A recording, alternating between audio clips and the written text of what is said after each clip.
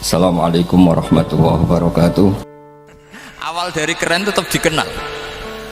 Nah kemudian orang itu tidak kenal Allah. Makanya terus beliau sujud berkali-kali, ya Allah, sama siapa munajatnya beliau? Innahu la yahzununi alla ara ahadan fil ardi ya'buduka ghairi. Jadi cara Kiai Sarang namanya ini innahu saat temne kelakuan la yahzunu, yektene nyusano ni ing ingsun, nyusano banget karena pakai lam taukid. Innahu saat temne kelakuan la yahzunu, yektene nyusano banget ni ing ingsun. Apa sing nyusano an? Apa sedene kelakuan la ora ningali ingsun fil ardi ing dalam bumi.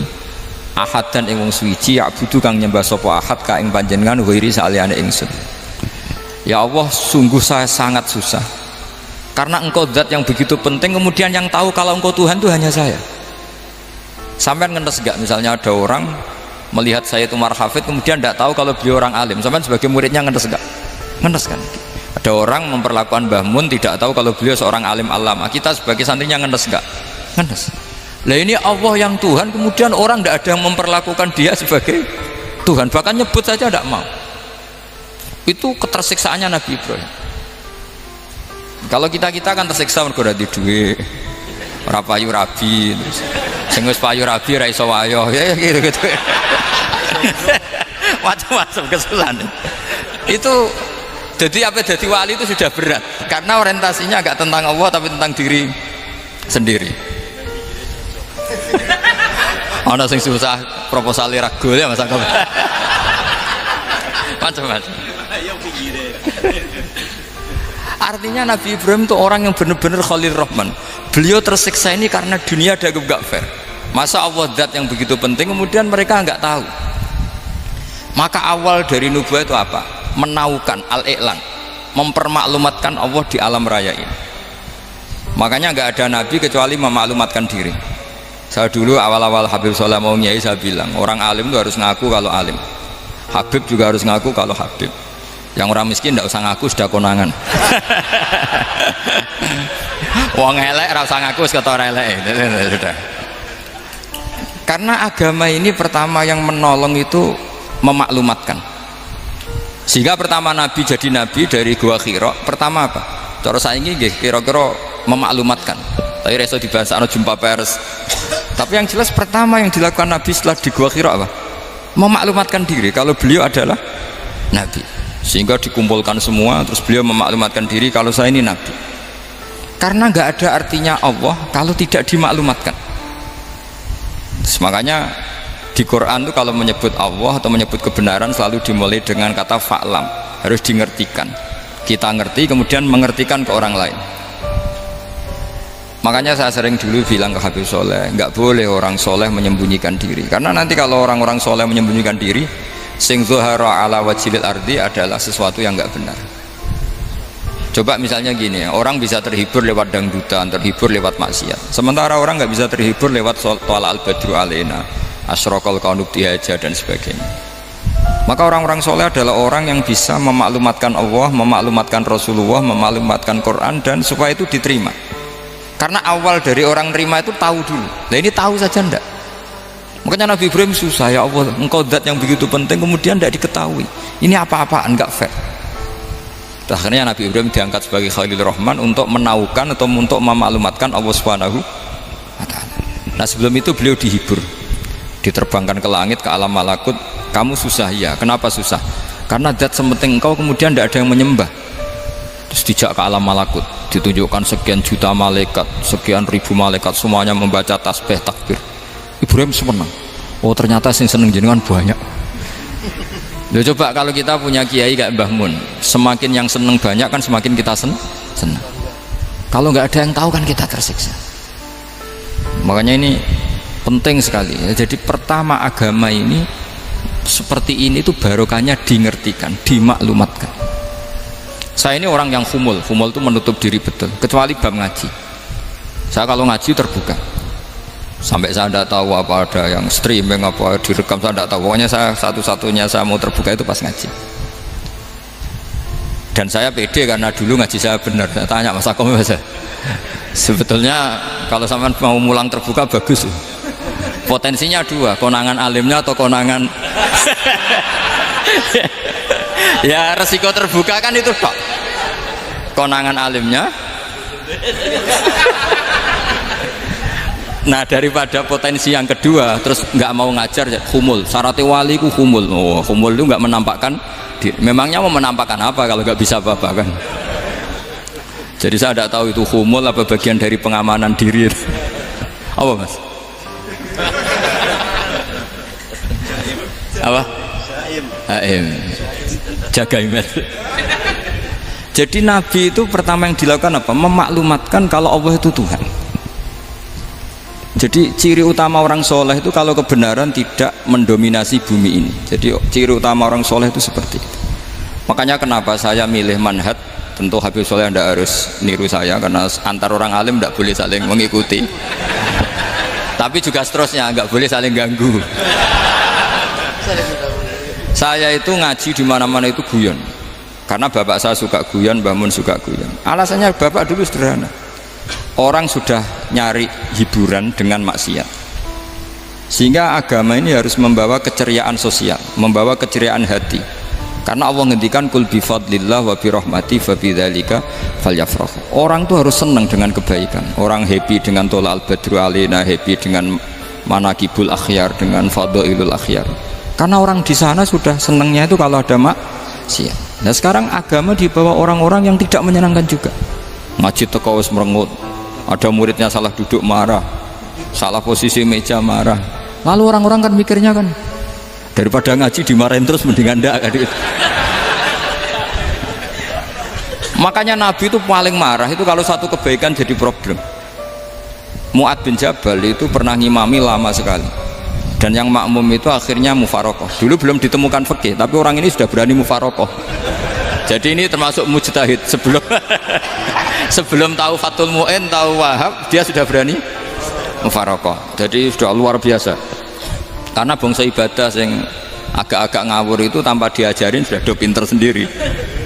Dia mufarokoh. Ketika dia mufarokoh, komentarnya Mu'ad, dia munafik. Sholat belum selesai kok mufarokoh. Singkat cerita Mu'ad melaporkan itu ke Rasulullah. Si tukang penggembala ini juga melaporkan ini ke Rasulullah.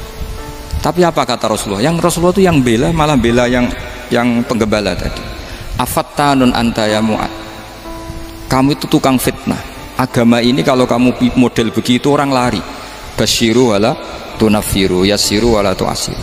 Padahal ini baca Quran panjang, harusnya kan ibadah. Tapi karena ini menjadi problem sosial, orang menjadi tidak nyaman jamaah, itu sudah disalahkan Nabi. Karena tadi kalau agama ini jadi problem, maka masalah besar. Makanya sifat dasar Rasulullah apa khafiful maunah, biayanya murah. Makanya saya ngaji di mana-mana ya suka seperti ini. Mejanya enggak jelas, pengunjungnya juga agak jelas. Semakin kacau semakin baik kira-kira. Nah, ini pengunjungnya juga seperti ini kan. Nanti sampean yang pidato, jadi tak beri hak gue jelek saya ini namanya aqomaddin. Kalau faman taroka fakot. Jadi pilihannya kalau gak aqomaddin ya ada medin. Jadi kenapa banyak kiai yang ceria? Karena tadi satu-satunya cara kita menandingi hegemoni maksiat adalah pembawa taat itu ceria. Karena orang itu mesti mencari kebahagiaan. Sebab itu para nabi itu mengajarkan agama ini dengan cara yang bahagia. Misalnya mangqala la ilaha illallah dakhalal jannah. Nabi tidak ngendikan gini, mangqala la ilaha illallah terus sholatnya benar, puasanya benar, belajarnya benar, jadi kiainya benar. Wah itu kalau itu panjang sekali, banyak yang nggak masuk surga. Sementara kubu yang lain kampanye sudah tenang bersama bapaknya di surga. Lah kita kampanyenya kon sholat ra mesti ditompo, puasa ya ra mesti ditompo. Wes repot, syaratnya ditompo ikhlas wangel, kowe ra bakal iso. Berarti maknane kan ra bakal mlebu swarga. Akhirnya wong kan mikir, wes sholat tetap ra swarga, puasa tetap ra swarga, mendingan ra sholat. Jadi kita ini kan bersaing sama kampanye sebelah gitu. Makanya saya milih manhaj pokoknya Islam apik. Tapi bukan berarti saya menyepelekan aturan-aturan dalam sholat, karena yang kampanye itu sudah banyak. Biasanya kiai-kiai sing kereng kampanye tentang sing kereng-kereng nih. Itu saya manfaatkan, ya sudah, itu bagian jenengan. Jadi orang itu harus mikir. Agama Kristen itu diterima di Eropa di mana-mana. Di antara sebabnya adalah karena orang dijamin masuk surga. Orang kayak apa faseknya tetap kalau mati bersama. Kita enggak. Sudah kiai, sudah mulang terus masih didoain. Semoga amal baiknya diterima, amal buruknya masih ngeper apa? Dan itu santri saya nanti kalau ziarah saya tuh ya Allah ampuni Gus Bah ampuni.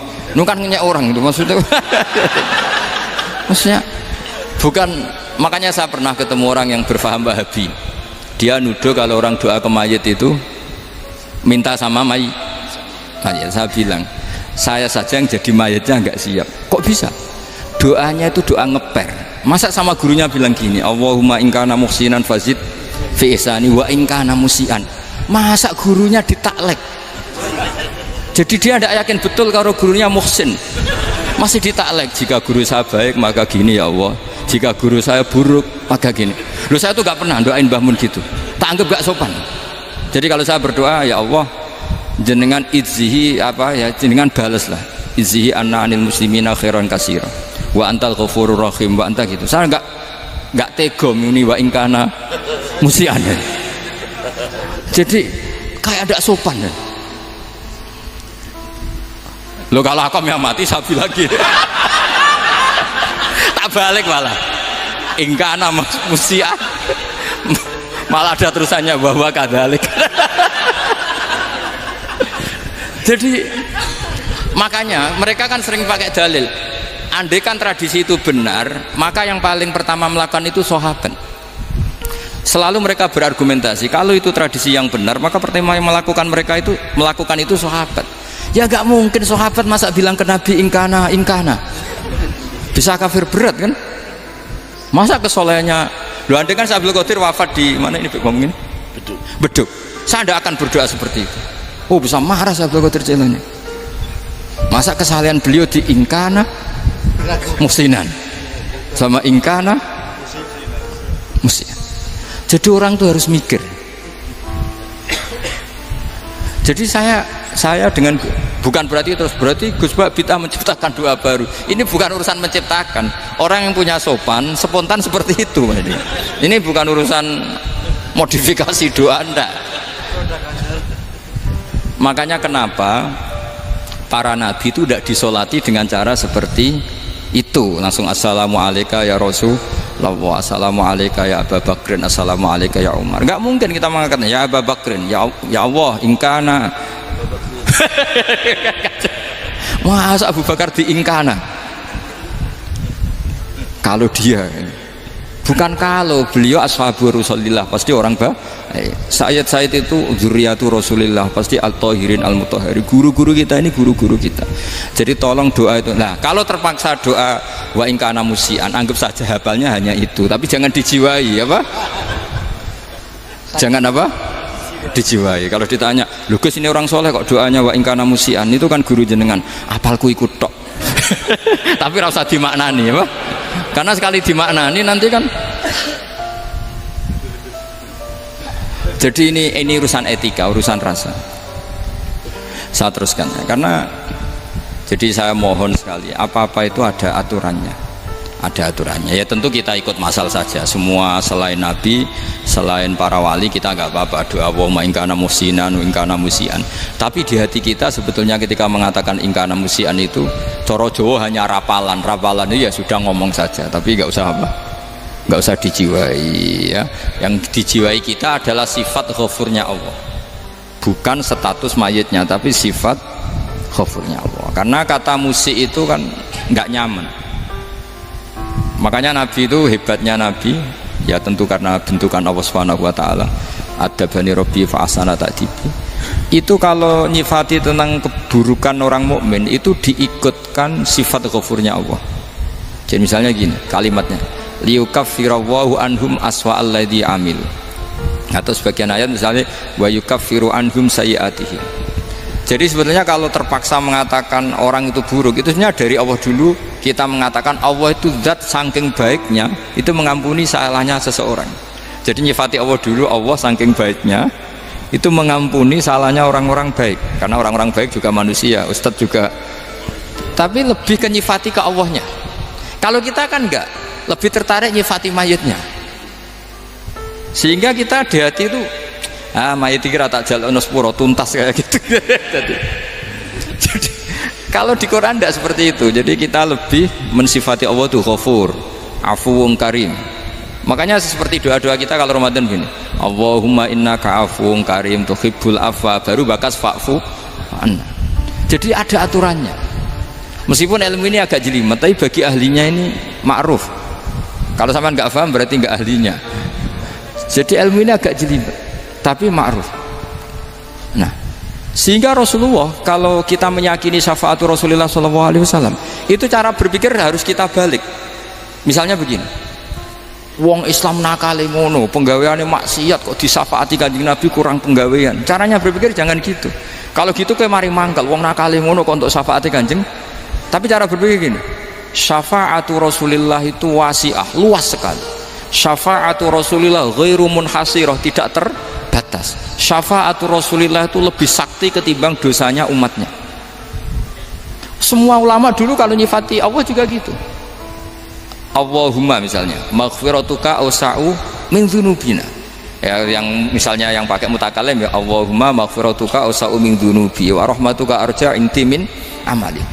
Jadi jangan kitanya dulu. Kalau kitanya dulu kan nyifati kita dosa banyak. Itu sama ndak usah ngaku, sudah tahu semua. Tapi nyifati pertamanya apa? Allahumma maghfiratuka awsa'u min dzunubi wa rahmatuka arja inti min amali. Sehingga dari nyifati maghfiratullah yang wasi'ah, yang tidak terbatas, kemudian kita sah mengatakan bahwa ahlul maksiat pun mungkin atau berhak dapat ampunan. Sama syafaatu Rasulillah itu ghairu munhasirah, syafaatu Rasulillah itu wasi'ah. Sehingga sahlah riwayat syafaati li ahlil kabair min ummah. Itu bukan menyangkut melegalkan kabirah, bukan menyangkut mengesahkan orang Islam dosa besar, karena nanti dapat syafaatnya Rasul. Cara berpikir jangan gitu. Nanti kamu mentasjek, memberanikan orang melakukan maksiat berdasar iktimat syafaati Rasulillah. Itu jangan gitu cara berpikir, dibalik apa? Syafaatu Rasulullah awsa'u wa awsa'u, sangat luas. Sehingga saking luasnya sampai yang tukang maksiat saja kebagian. Sama rahmatnya Allah Ta'ala itu wasi'ah, rizkinya Allah ya wasi, sampai wong nganggur ya iso mangan ngono. Lah begitu juga rahmati Allah Ta'ala itu wasi'ah, sampai wong sing sumpek utange akeh ya iso guyu ngono lho.